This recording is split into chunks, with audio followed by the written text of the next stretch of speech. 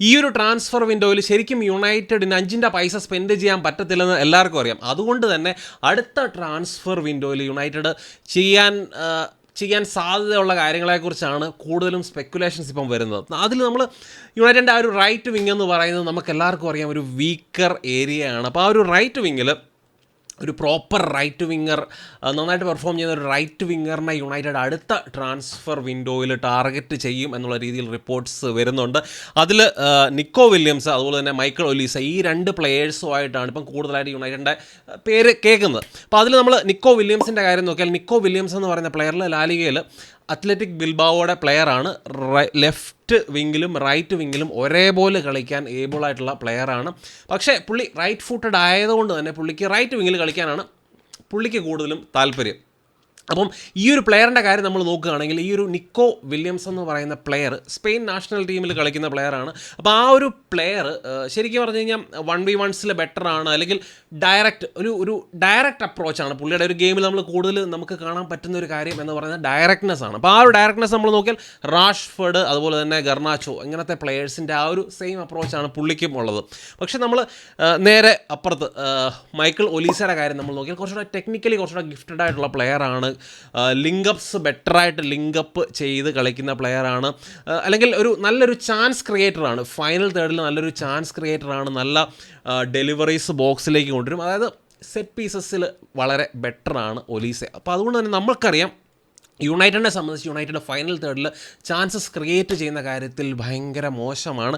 അതുകൊണ്ട് എൻ്റെ ഒരു പ്രിഫേർഡ് ചോയ്സ് എന്ന് പറയുന്നത് ഒബ്വിയസ്ലി മൈക്കിൾ ഒലീസെ ആയിരിക്കും. അത് മാത്രമല്ല, നമ്മൾ ഇപ്പോൾ ഈ ഇനിയോസിൻ്റെ ടേക്ക് ഓവറൊക്കെ കഴിഞ്ഞപ്പം ഇപ്പം കൂടുതലായിട്ടും കേൾക്കുന്ന ഒരു കാര്യം എന്താണെന്ന് വെച്ച് കഴിഞ്ഞാൽ, ഇനിയോസ് ഈ ഒരു സമ്മർ ട്രാൻസ്ഫർ വിൻഡോയുടെ സമയത്ത് കൂടുതലും ടാർഗറ്റ് ചെയ്യാൻ ഉദ്ദേശിക്കുന്ന, അല്ലെങ്കിൽ ഇങ്ങോട്ട് കൊണ്ടുവരാൻ വേണ്ടി ഉദ്ദേശിക്കുന്ന പ്ലെയേഴ്സ് എന്ന് പറയുന്നത് മോർ ഇംഗ്ലീഷ് പ്രീമിയർ ലീഗിൽ പ്രൂവൺ ആയിട്ടുള്ള ഹോം ഗ്രൗൺ പ്ലെയേഴ്സിനെ ആയിരിക്കും ഇനിയോസ് കൂടുതലായിട്ട് ടാർഗറ്റ് ചെയ്യാൻ പോകുന്നത് എന്ന് കേൾക്കുന്നു. അതും ഈ ഒരു മൈക്കിൾ ഒലീസയുടെ വരവിനെ കൂടുതലും നമുക്ക് കുറച്ചുകൂടെ സ്ട്രോങ്, അല്ലെങ്കിൽ മൈക്കിൾ ഒലീസയ്ക്ക് ചാൻസസ് കൂടുതലും കൊടുക്കുന്ന ഒരു ഫാക്ടറാണ്. അപ്പോൾ അത് മാത്രമല്ല, നമ്മളിപ്പം കേൾക്കുന്ന വേറൊരു വാർത്ത എന്ന് വെച്ച് കഴിഞ്ഞാൽ, ക്രിസ്റ്റൽ പാലസിനെ ഈ ഒരു ഡീലിന് വേണ്ടി പ്രേരിപ്പിക്കാൻ മാഞ്ചസ്റ്റർ യുണൈറ്റഡ് ആരോൺ വാൻ ബിസാക്കയും കൂടെ ഈ ഒരു ഡീലിൽ ഇൻവോൾവ് ചെയ്യും. അപ്പോൾ അങ്ങനെ ഒരു 60 മില്യൺ പൗണ്ട്സിൻ്റെ ഒരു റിലീസ് ക്ലോസ് ആണ് മൈക്കിൾ ഒലീസയ്ക്ക് ഉള്ളത്. നിക്കോ വില്യംസിനായിരുന്നെങ്കിൽ 48 മില്യൺ പൗണ്ട്സ്. അപ്പം ഈ ഒരു 60 മില്യൺ പൗണ്ട്സിൻ്റെ റിലീസ് ക്ലോസ് യുണൈറ്റഡ് ട്രിഗർ ചെയ്യും. അപ്പോൾ അതിൽ വാൻ ബിസാക്കയും കൂടെ ഇൻവോൾവ് ചെയ്ത് ഒരു 40 മില്യൺ പ്ലസ് വാൻ ബിസാക്ക. അപ്പോൾ ആ രീതിയിൽ മൈക്കിൾ ഒലീസ ഇങ്ങോട്ട് കൊണ്ടുവരാൻ വേണ്ടി യുണൈറ്റഡ് ശ്രമിക്കും എന്നുള്ള രീതിയിലാണ് ഇപ്പം റിപ്പോർട്ട്സൊക്കെ റിപ്പോർട്ട് അനുസരിച്ച് നമുക്ക് മനസ്സിലാക്കാൻ വേണ്ടി പറ്റുന്നത്. പിന്നെ ഈ ഒരു ട്രാൻസ്ഫർ വിൻഡോയിൽ തന്നെ ഔട്ട് ഗോയിങ്സിൻ്റെ കാര്യം നമ്മൾ നോക്കുകയാണെങ്കിൽ, റൈറ്റ് വിങ്ങിൽ നിന്ന് തന്നെ സ്റ്റാർട്ട് ചെയ്ത് കഴിഞ്ഞാൽ പെലിസ്ട്രിയുടെ കാര്യം നോക്കിയാൽ ഇപ്പം ആൻ്റണി, അമാദ്, പെലിസ്ട്രി, ഇപ്പോൾ ഈ ഒരു ഓർഡറിലാണ് ശരിക്കും ഒരു ടെൻ ഹാഗിൻ്റെ ഒരു പെക്കിംഗ് ഓർഡർ എന്ന് പറയുന്നത് ഇതാണ്. ആൻ്റണിയാണ് ടെൻ ഹാഗിൻ്റെ ഏറ്റവും പ്രിഫേർഡ് റൈറ്റ് വിങ്ങർ, അത് കഴിഞ്ഞിട്ട് അമാദ്, പിന്നെ പെലിസ്ട്രി. അപ്പോൾ അതുകൊണ്ട് തന്നെ പെലിസ്ട്രി എന്ന് പറയുന്ന പ്ലെയർ പുള്ളിക്കിപ്പം ശരിക്കും പറഞ്ഞാൽ പുള്ളിയുടെ ഈ ഒരു പ്രായത്തിൽ പുള്ളി കൺസിസ്റ്റൻ്റ് ആയിട്ട് ഗെയിംസ് കിട്ടേണ്ട, അല്ലെങ്കിൽ ഗെയിം ടൈം കിട്ടേണ്ട ഒരു സമയമാണ് പുള്ളിക്കുള്ളത്. അപ്പോൾ അതുകൊണ്ട് തന്നെ ഈ പ്ലെയർ ലോണിൽ പോകുക, അല്ലെങ്കിൽ ആ ഒരു ലോണിൻ്റെ ആ ഒരു ലിങ്ക്സ് ഒക്കെ ഇപ്പോൾ ഓൾറെഡി ഉണ്ട്. വില്ലറിയാലുമായിട്ടും അതുപോലെ തന്നെ PSV ഒക്കെ ആയിട്ട് ആ ലോണിൻ്റെ ലിങ്ക്സ് വരുന്നുണ്ട്. പ്ലസ് ചിലപ്പം പെർമനൻ്റ് ആയിട്ട് ഇപ്പോൾ ഈ ഒരു ലോൺ ഡീലിൻ്റെ കൂട്ടത്തിൽ ഒരു ബൈ ഓപ്ഷൻ കൂടെ യുണൈറ്റഡ് ഇട്ടേക്കാം എന്നുള്ള രീതിയിൽ റിപ്പോർട്ട്സ് കേൾക്കുന്നുണ്ട്. എനിക്ക് തോന്നുന്നത് നല്ലൊരു കാര്യമായിരിക്കും. എസ്പെഷ്യലി പെലിസ്ട്രിയുടെ കരിയറിനെ സംബന്ധിച്ച് നല്ലതായിരിക്കും. യുണൈറ്റഡിൽ നിന്ന് പെർമനൻ്റ് ആയിട്ട് പോകുന്നത് നല്ലതായിരിക്കും എന്ന് തന്നെയാണ് എൻ്റെ ഒരു അഭിപ്രായം. ഇവിടെ എനിക്ക് തോന്നുന്നില്ല കൺസിസ്റ്റൻ്റ് ആയിട്ട് ആ ഒരു പ്ലേയിങ് ടൈം കിട്ടും. ആ ഒരു പേഷ്യൻസ് നമുക്ക് ഈ ഒരു ടൈപ്പ് ഓഫ് പ്ലെയറിന് കൊടുക്കേണ്ട ആ ഒരു പേഷ്യൻസ് യുണൈറ്റഡിൽ പുള്ളിക്ക് ഇതുവരെ കിട്ടിയിട്ടില്ല, മുന്നോട്ടും കിട്ടാൻ പോകുന്നില്ല എന്ന് തന്നെയാണ് എനിക്ക് തോന്നുന്നത്. അതുകൊണ്ട് തന്നെ പെലിസ്ട്രി ടീം വിട്ട് പോകുന്നതായിരിക്കും നല്ലത്. ഇപ്പം നമ്മൾ അമാദിനെ അതുപോലെ തന്നെ പെലിസ്ട്രിയെ നമ്മൾ കമ്പയർ ചെയ്ത് കഴിഞ്ഞാൽ ഇതുവരെയുള്ള അവരുടെ പെർഫോമൻസ്, അല്ലെങ്കിൽ ഇതുവരെ അവരുടെ ആ ഒരു പെർഫോമൻസ് ഒക്കെ കാണുമ്പോൾ നമുക്ക് മനസ്സിലാക്കാൻ പറ്റും. എനിക്ക് പേഴ്സണലി എനിക്ക് തോന്നിയിട്ടുള്ള അമാദിൻ്റെ സീലിംഗ് കുറച്ചുകൂടെ പെലിസ്ട്രിയേക്കാളും കുറച്ചുകൂടെ മേളിലാണെന്നാണ് അറ്റ് ദ പ്രസൻറ്റ് മൊമെൻറ്റ് എനിക്ക് തോന്നുന്നത്. പക്ഷേ പെലിസ്ട്രി ഇപ്പം വേറൊരു ലീഗിലൊക്കെ പോയി, അത് മാത്രമല്ല നമ്മൾ പെലിസ്ട്രിയുടെ കാര്യം നോക്കിയാൽ പെലിസ്ട്രി ഫിസിക്കലി ആ ഒരു ട്രാൻസ്ഫോർമേഷൻ കുറച്ചുകൂടെ വരുത്തേണ്ടതായിട്ടുണ്ട്. ഈ ഒരു ഇത്രയും ഫിസിക്കലായിട്ടുള്ള പ്രീമിയർ ലീഗിലൊക്കെ സർവൈവ് ചെയ്യണമെങ്കിൽ. അതുകൊണ്ട് തന്നെ ടെക്നിക്കലി ഇത്രയും ഗിഫ്റ്റഡ് ആയിട്ടുള്ള പെലിസ്ട്രി ലാലിഗ, അല്ലെങ്കിൽ അങ്ങനത്തെ അത്രയും ഫിസിക്കൽ അല്ലാത്ത ലീഗുകളിലൊക്കെ പോയി പയ്യെ പുള്ളി ആ ഒരു ട്രാൻസ്ഫോർമേഷൻ പുള്ളിയുടെ ഗെയിമിലും അതുപോലെ തന്നെ പുള്ളിയുടെ ഫിസിക്കാലിറ്റിയിലും ഒക്കെ വരുത്തി, ആ ഒരു ഇമ്പ്രൂവ്മെൻ്റ് ഒക്കെ വരുത്തി ഭാവിയിൽ പുള്ളി പ്രീമിയർ ലീഗിൽ വന്നൊരു സക്സസ് ആകത്തില്ല എന്നൊന്നും ഞാൻ പറയുന്നില്ല. ആകും തീർച്ചയായിട്ടും. ആ ഒരു ചേഞ്ചസ് ഒക്കെ വരുത്തി കഴിഞ്ഞാൽ പുള്ളി ഇവിടെ വന്നു കഴിഞ്ഞാൽ സക്സസ് ആകും. പക്ഷേ നമുക്ക് അതിനുള്ള പേഷ്യൻസ് ഇല്ല. സോ പെലിസ്ട്രി പോകുന്നതായിരിക്കും പെലിസ്ട്രിയുടെ കരിയറിന് ഏറ്റവും നല്ലത്. പിന്നുള്ള ഒരു യങ്സ്റ്റർ എന്ന് പറയുന്നത് ഹനിബൽ മേബ്രിയാണ്. നമ്മൾ ഹനിബൽ മേബ്രിയുടെ കാര്യം നോക്കിയാലും ഹനിബൽ മേബ്രി യുണൈറ്റഡിൻ്റെ ഒരു ഫസ്റ്റ് 11 അല്ലെങ്കിൽ ഈവൻ സബ്ബായിട്ട് വന്ന ആ ഒരു പെർഫോമൻസ് ചെയ്യാൻ പറ്റുന്ന ഒരു ലെവലൊന്നും ഇതുവരെയായിട്ടും ഹനിബൽ മേബ്രി ഒന്നും ഷോക്കേസ് ചെയ്തിട്ടില്ല. അതുകൊണ്ട് തന്നെ പുള്ളിയും ഒരു ലോൺ പ്ലസ് ബൈ ഓപ്ഷൻ എന്നുള്ള രീതിയിലൊക്കെ പോകുന്നത് നല്ലതായിരിക്കും. സെവിയ അതുപോലെ തന്നെ എവർട്ടൺ ഈ 2 ടീമും ഇൻട്രസ്റ്റഡ് ആണ്. ഇതിൽ ഹനിബൽ സെവിയയാണ് ചൂസ് ചെയ്തിരിക്കുന്നത് എന്ന് കേൾക്കുന്നു. അപ്പം അതുകൊണ്ട് തന്നെ യുണൈറ്റഡും സെവിയയും തമ്മിൽ ആ ഒരു ലോൺ ഡീലിന് വേണ്ടിയുള്ള ചർച്ചകൾ നടക്കുന്നുണ്ട്. അപ്പം ഹനിബലിനെ സംബന്ധിച്ചും ഈ ഒരു പെർഫെക്റ്റ് ആയിരിക്കും. ഹനിബൽ എന്നെ സംബന്ധിച്ച് പെർമനൻ്റ് ആയിട്ട് ഹനിബലൊക്കെ പോകുന്നതായിരിക്കും ഹനിബലിൻ്റെ കരിയറിന് നല്ലത്. പിന്നെ നമ്മൾ സാൻജോയുടെ കാര്യം നോക്കിയാലും സാൻജോയ്ക്ക് വേണ്ടി ഡോട്ട്മുണ്ടും യുണൈറ്റഡും തമ്മിൽ ഡിസ്കഷൻസ് ആ ഒരു ലോൺ ഡീലിന് വേണ്ടിയുള്ള ഡിസ്കഷൻസ് നടക്കുന്നു. 3 മില്യൺ യൂറോസിൻ്റെ ആ ഒരു ലോൺ ഓഫറാണ് ഡോട്ട്മുണ്ട് ഇപ്പം മുന്നിലേക്ക് വെച്ചിരിക്കുന്ന. ഒരു യുണൈറ്റഡിൻ്റെ ആവശ്യം എന്ന് പറയുന്നത് 6 മില്യൺ യൂറോസാണ്.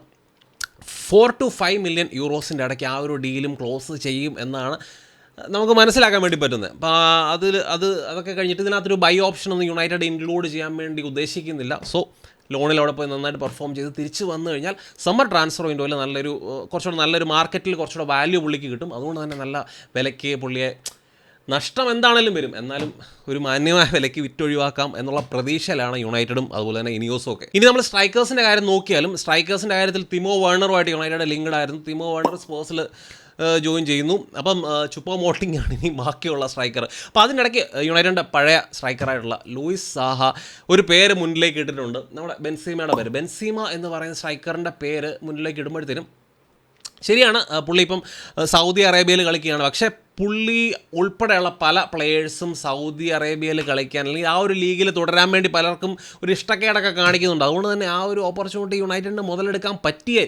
പറ്റി അങ്ങനെ ബെൻസീമ കണക്കത്തെ ഒരു പ്ലെയറിനെ ഇങ്ങോട്ട് താൽക്കാലികമായിട്ട് ഒരു 6 മന്ത് ലോണിലൊക്കെ കൊണ്ടുവരാൻ പറ്റുകയാണെങ്കിൽ അതൊരു വലിയ കാര്യമായിരിക്കും. കാര്യം ബെൻസീമ എന്ന് പറയുന്ന പ്ലെയർ എന്താണേലും ഗോൾ കോൺട്രിബ്യൂട്ട് ചെയ്യും. അതുപോലെ തന്നെ ഹോലൻഡിനെ സംബന്ധിച്ച് പുള്ളിക്ക് ഒരു ലുക്കപ്പ് ടു ചെയ്യാൻ വേണ്ടിയുള്ള ഒരു മനുഷ്യൻ കൂടെ ആയിരിക്കും ഈ ഒരു ബെൻസീമ കണക്കത്തെ ഒരു പ്ലെയർ.